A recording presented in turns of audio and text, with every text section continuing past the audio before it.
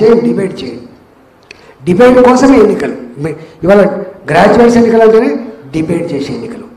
ఈ తెలంగాణలో ప్రజల యొక్క అభిప్రాయానికి ప్రతిబింబంగా నిలిచే ఎన్నికలు కాబట్టి, మీరు దిక్సూచనగా ఉండేవాళ్ళు కాబట్టి, మీ నీడలో, మీ వెలుగులో, మీ ఆలోచనలో రేపు రాష్ట్ర ప్రజానికాన్ని నడిపేయాల్సిన ఎన్నికలు కాబట్టి, చాలా జిమ్మెదారితో కూడుకునే ఎన్నికలు కాబట్టి డిబేట్ చేయమని చెప్పి కోరుతున్నాను నేను. ఉత్తగానే ఈయన పరిచయమా, ఆయన పరిచయమా, ఈయన కులమా, ఆయన కులమా, ఈయన దావత్ ఇస్తాడా, ఆయన డబ్బులు పంచుతా, ఇది కాదు ఇక్కడ జరగాల్సింది. మేధావుల మీద పెద్ద గురుతరమైన బాధ్యత ఉందని భావిస్తా ఉన్నాం. ఒకప్పుడు మేధావుల భాషలో భారత్ అంటే third world country. First world countries America, Russia. Second world countries Europe countries. Third world country Bangladesh, Pakistan, India, మళ్ళాంటి దేశాలు ఉంటాయి. అట్లాంటి థర్డ్ వరల్డ్ కంట్రీ ఏదో ఒక దేశం యొక్క ప్రాపకంతో బతికిన కంట్రీ ఇవాళ ఎవరి ప్రాపకంతో సంబంధం లేకుండా, ఎవరి దయాదాక్షిణ్యంతో సంబంధం లేకుండా, నా వరల్డ్ బ్యాంక్ మీద మోకరిల్లకుండా, ఏషియన్ డెవలప్మెంట్ బ్యాంక్ ఇస్తేనే రోడ్లు వేసే దృష్టి లేకుండా నేను స్వతంత్రుని అని చెప్పగలిగే స్థాయికి ఎదిగింది భారత్ ఇవాళ మోడీ గారి నాయకత్వంలో. ఇవాళ ఒకనాడు అమెరికా మన అబ్దుల్ కలాంని అవమానపరిచింది. ఒకనాడు అమెరికా మన మోడీకి కనీసం వీసా కూడా ఇవ్వలే. అలాంటి అమెరికా, అహంకారపూరితమైన అమెరికా ఇవాళ మోడీ గారు అమెరికాకు పోతే వాళ్ళ పార్లమెంట్లో వాళ్ళ సెనేటర్లు లేచి మోడీ మోడీ మోడీ అనే స్థాయికి వచ్చిందంటే భారత్ యొక్క కీర్తి ఎక్కడుందో మనం అర్థం చేసుకోండి. ఒకప్పుడు first world war, second world ఎవరి నాయకత్వం వహించేది? One led by America, another one is led by Russia.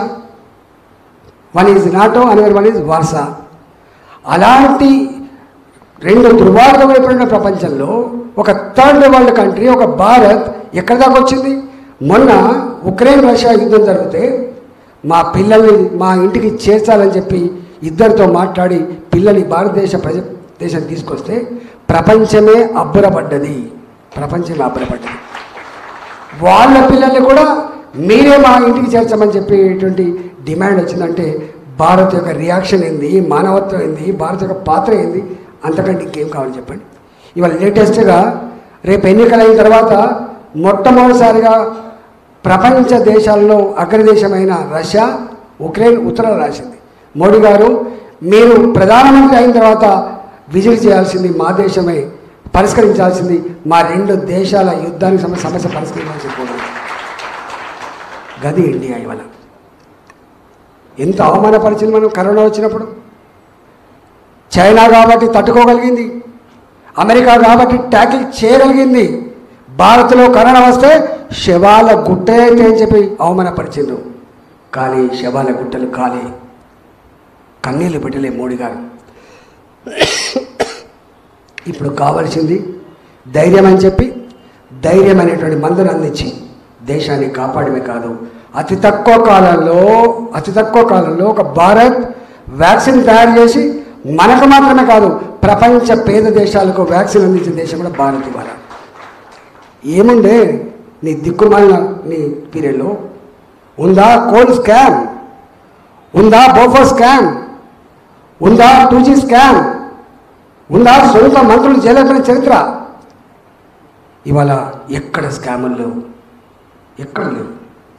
లేకపోగా 11వ ఆర్థిక వ్యవస్థ ఉన్న నా భారత్ కరోనా కష్టకాలంలో ప్రపంచంలో రెసిషన్ ఉంటే కూడా, అమెరికా, జపాన్ లాంటి దేశాల్లో గ్రోత్ రివర్స్ ఉంటే కూడా, ప్రపంచ ఆర్థిక వ్యవస్థ మూలాలు గ్రామాల్లో ఉన్నాయని, వ్యవసాయంలో ఉందని చెప్పి భావించి ఇవాళ 10 ఏళ్ల కాలంలో ఆర్థిక ప్రగతి పురోగమనంలో ఉంది.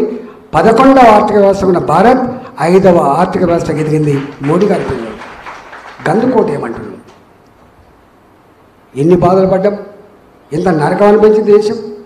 అపీస్మెంట్ పాలసీ, ఓట్లు సీట్లు తప్ప ప్రజలు ఎప్పుడు గుర్తు రాలేదు. అపీస్మెంట్ పాలసీ లేకుండా ఒకే దేశంలో 2 చట్టాలు ఎందుకమ్మని ఒకే వచ్చింది.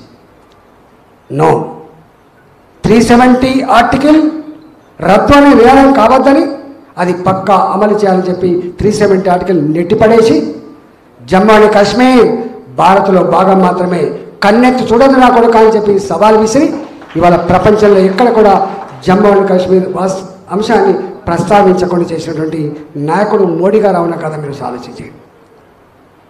ఏ దేశానికైనా ఇవాళ పోస్టులు పెడుతున్నారు, పిల్లలు యూత్ అంతా పోస్టులు పెడుతున్నారు. వాళ్ళు ఒక 50 పాయింట్లు రాశారు. సియాచిన్ మంచు కొండలలో ప్రాణాలను పనంగా పెట్టి నా భారత భూమిని కాపాడి ఉంటే మా సైనికుల కుటుంబాన్ని అడగండి, మోడీ గారికి ఎందుకు కూడా చెప్తారని చెప్తున్నారు. ఇవాళ ప్రతి నిత్యం రక్తం చెందింది జమ్మూ అండ్ కాశ్మీర్లో, ప్రతి నిత్యం రాళ్ల వర్షం వచ్చింది మా సైనికుల పైన, ప్రతి నిత్యం అమాయకుల ప్రాణాల గాలిలో కలిసిపోయినాయి. నా లాల్ చౌక్లో నా భారత జాతీయ జెండా ఎగరాలంటే ప్రాణం గాలిలో కలిసిపోయే పరిస్థితి ఉండే. కానీ ఇవాళ అలాంటి పరిస్థితి లేదు. జమ్మూ అండ్ కాశ్మీర్ ఒక స్విట్జర్లాండ్ లాంటి ప్రాంతంగా రేపు అభివృద్ధి చేయబోతుందని ప్రకటించిన వ్యక్తి నరేంద్ర మోడీ గారు. ఇక్కడ రక్తానికి ఆస్కారం లేదు, చావులకు ఆస్కారం లేదు, టెర్రరిజానికి ఆస్కారం లేదు, శాంతికి నిలయం కాబోతుంది జమ్మూ అండ్ కాశ్మీర్ అని చెప్పి భావిస్తుంది. దానికోసం పెట్టమంటుంది. 7 సిస్టర్ స్టేట్స్ ఎన్ని ఉద్యమాలు చూసాం మనం, నాగాలాండ్, బోడో, ఎన్నెన్నో ఉద్యమాలు చూసాం.